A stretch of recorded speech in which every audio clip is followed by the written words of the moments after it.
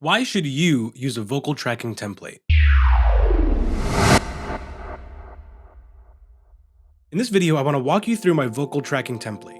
Now, I'm going to be doing this in Pro Tools, but the techniques and routing I'll be using can be used across any DAW. In fact, I've gone ahead and made a version of my template in Ableton, Pro Tools, and Logic using just stock plugins. That way, everyone can get in on the fun. Over time, as you record more vocalists, you'll figure out the routing, the plugins, and techniques that you like to use, and your own template will grow from there. But first things first, why do we need a template? Good question. Artists like to move fast, and their ideas can move even faster, so you need to be ready to capture them in real time. I believe that anyone can do the job of an audio engineer, right? At the bare minimum, if you set your levels right, and you press record, and you press play, and you press stop, you're kind of doing the job. Any artist with a DAW can just do that themselves, right? But once you insert an engineer into that process, you're putting an immediate buffer between the artist and the computer. When you're sitting in the chair, you become that bottleneck, right, for all their creative output. So there can't be any latency between the artist and the computer. I mean, think about it. If the artist was working alone and they wanted to press play, they would just press play.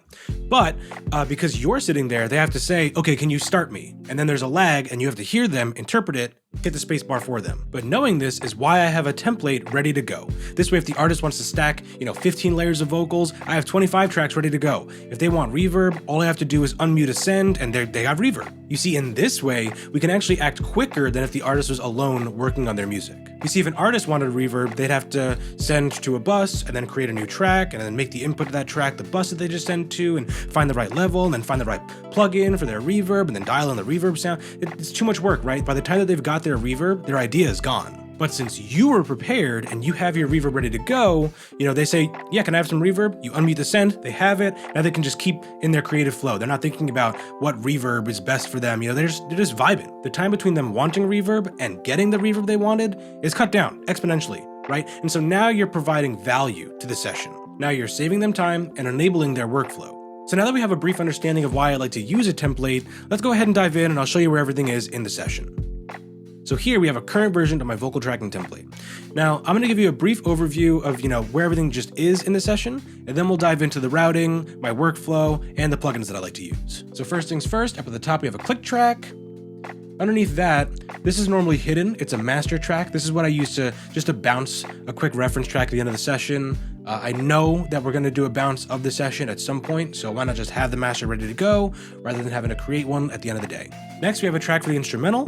This is where I'll import the actual instrumental track that we're going to be recording the vocals to. If this is a session where we're going to be using stems, I'll just import all the stems and the tracks will be made for me.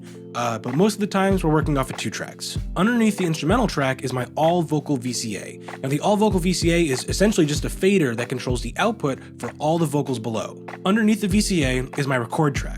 Now, you might be thinking, what is a record track? We'll get into that later, but essentially, this is where I like to do all of the recording for the vocal session. So once we've recorded the take we like, I copy the clip down into these tracks that I've already labeled chorus, verse, and these lead vocal tracks are all routed to my lead vocal aux.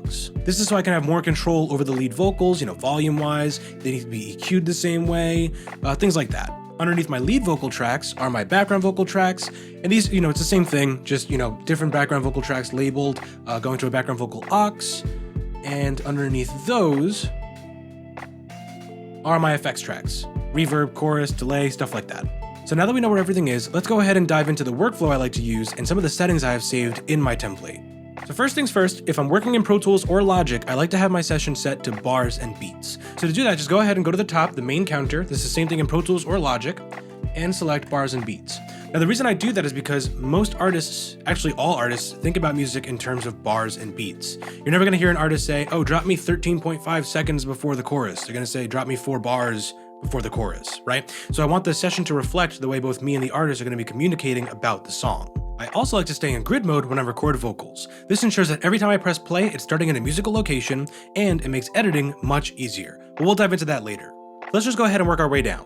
Looking at the click track here, I have my click set to Shaker 2. This is because the shaker sounds more musical than the standard Pro Tools click. So let's go ahead and I'll show you what that sounds like. So this is the shaker versus the default. I mean, the default, it just doesn't sound musical. Imagine if you're trying to sing the same song for a couple of hours and you're just hearing this weird digital bloop over and over again, right? It's not musical. The shaker is an instrument. People play that. You hear shakers in music. So let's go ahead and use that. And next you'll notice there's an EQ cutting off everything above 5K. Now the reason I do this is to stop bleed from happening between the headphones and the artist's microphone. It's not gonna stop all the bleed, but luckily I already have the fader set to -9. So these two combined, I've found, cause the least amount of bleed between the click and the microphone. They also help prevent the artist from getting ear fatigue. Again, imagine you're singing the same song for hours and hours, or even multiple songs, hours and hours, and you're hearing this click. That high-end energy is gonna be really taxing on your ears. Next, we have the instrumental track. Now, the instrumental track is set to -6. This is because most instrumentals are gonna have some compression, some limiting. They're gonna be almost at 0. Right? So if I left my instrumental at 0, I'd have to crank my vocal to get it, to even just hear it. So now I'm either going to be pushing it on the pre and, risk clipping, or I'm going to be pushing it in the DAW and risk clipping digitally. Either way, it's a lose-lose. So by dropping it by 6 dB, I'm preserving headroom in my session. And I also notice a couple of plugins here. This is just in case the artist is like, oh, the hi-hat's a little loud. Can we tame that? Sure, I have an EQ ready to go. Oh, the bass is doing some weird stuff. Cool, I got a multi-band compressor ready to go.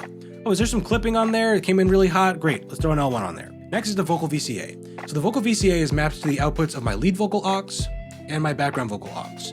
This is so that I can find the balance quickly between the instrumental and the vocals. So instead of having to scroll down to my lead vocal aux and then balance that, and then scroll down to my background vocal aux and balance that, I just have one fader that controls all my vocals. Next, let's dive into this idea of the record track, right? You might be asking yourself, what is a record track, right? Can't every track record? Although they can, I have designated one location to be the primary source for all my recordings. I like working this way because I get to keep a running list of all the takes per song section throughout the session. So what do I mean by that?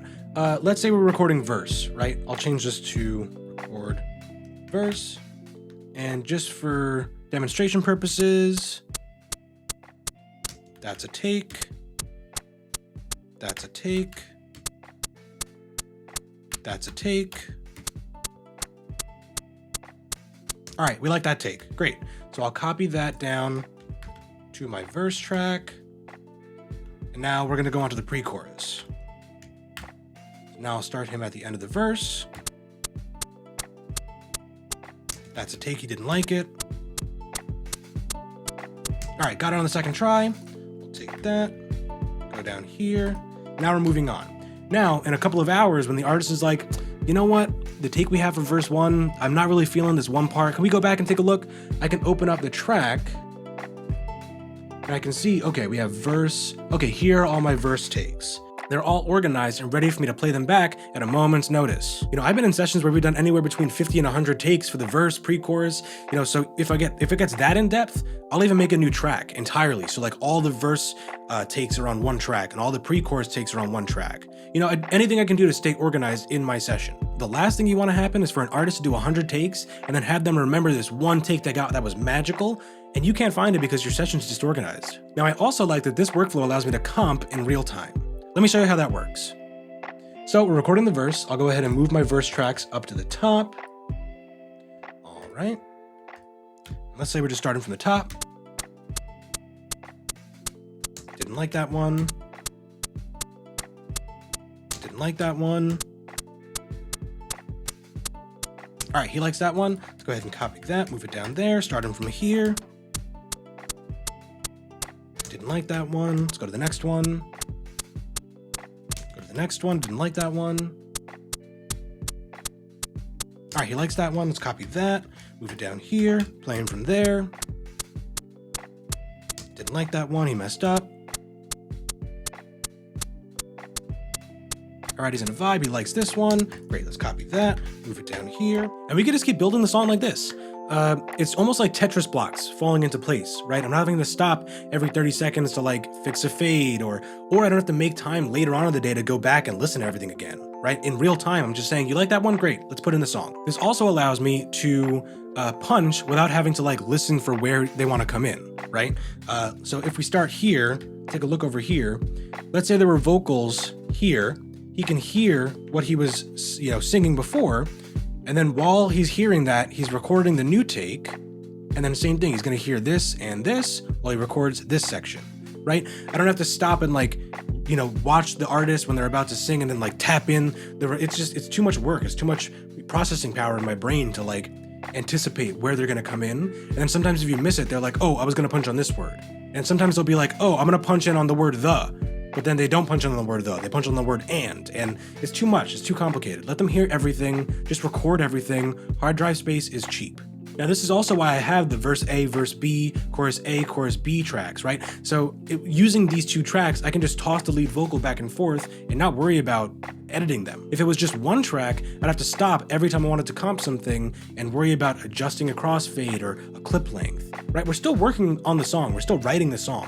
Why am I going to worry about how acute crossfade is, and that's too detailed for right now. We don't even know what the song is yet. And once we're done, I'll go in and I'll adjust all the fades, I'll get rid of all the noise in between the takes, I'll go back and clean it up. But I'm not gonna make the artist sit and watch me adjust a fade every 30 seconds. Now you may have noticed that I'm already doing some mixing on these tracks, right? We haven't even added the verse dub yet, but it's lowered -6 and it's pan hard left. Because I know a doubled vocal is gonna be a little quieter, and if it's gonna be on the left, why not just already have it panned to the left? Knowing that I have one panned hard left, if we're doing one hard left, we're probably going to do one hard right to balance it out. Just have them ready to go. Pan them out, make them quiet. This is essentially the method that I used for all my tracks, right? So if you look down to the background vocal tracks, they're all, the left one's left and lower, right one's right and lower.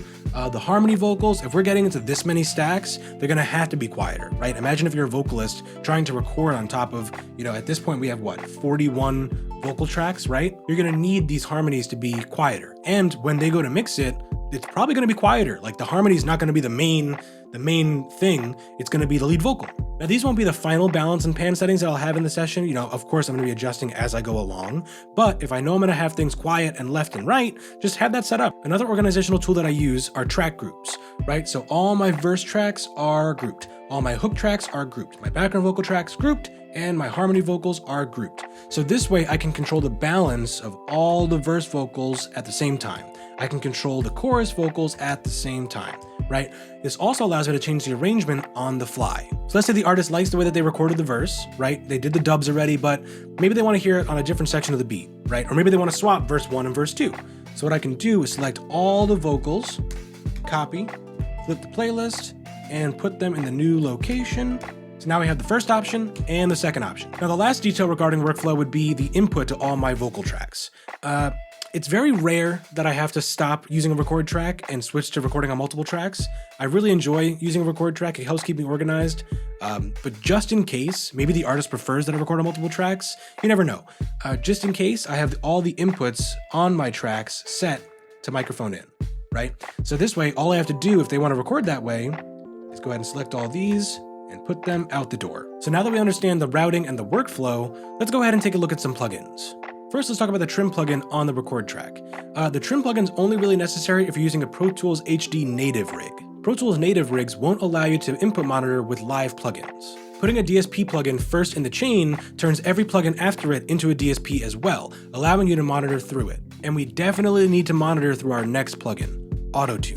Now, not everyone uses Auto-Tune, but, I've been working with a lot of rappers, a lot of pop musicians where Auto-Tune's almost expected, and you can see I've already dialed in some settings that I like. This isn't like the default Auto-Tune. This is a very natural sounding Auto-Tune. This way, when I first turn it on, it's just doing a gentle nudging in the right direction. It's not like an automatic, hard-tuned, future-sounding Auto-Tune. That being said, if they do want the future-sounding Auto-Tune, the next plugin in the chain is EFX. Now, EFX, it has that hard, crispy, just dimed Auto-Tune sound. Now, I don't know walking into the session whether we need one or the other, natural or hard-tuned, so I just want to have them both ready to go. The next plugin in the chain is a de-esser. Now, I normally don't need the de-esser. If I do have some sibilance issues, I'll just move the mic. This is more like, let's say I'm working in an artist's personal studio and they only have a budget microphone and I can't really avoid the sibilance without losing the body of their vocal. Then I'll use a de-esser. It's very rare that I use it, but I've had some instances where I've used it, so it just became part of my template. Now, the last plugin in the chain would be RVox. Now, RVox, I'm not using that in a creative sense. It's more like for when we stacked 30 vocals. It's just a way for me to get the vocalist to be a little bit louder without having to crank the pre or raise the volume fader. Next, we have the lead vocal aux. It's a very similar setup. There's no auto-tunes yet because I have to dial it in when we first start, but once we've dialed in the auto-tune sound, I'll go ahead and drag these down to the arrangement tracks. On the lead vocal aux, I will do some de-essing.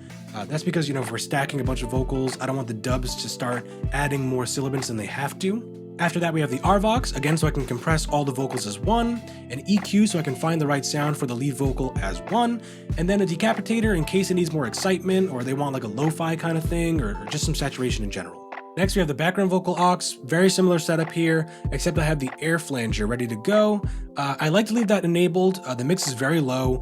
It's just to kind of like add some motion to them and just kind of push them out to the sides a little bit. Now you might also notice that the background vocals have their effects sends unbypassed. This is because by the time we're doing background vocals, we already expect there to be reverb on things. We've already figured out the reverb we like, the delay we like, so by the time we're doing the background vocals, they should already be wet. And that's basically it. Make sure to check the link in the description where you can download your very own copy of this template in Pro Tools, Logic, and Ableton using stock plugins. Thanks for watching, everybody. Hope you guys learned something, hope you guys enjoyed, and I hope to see you next time.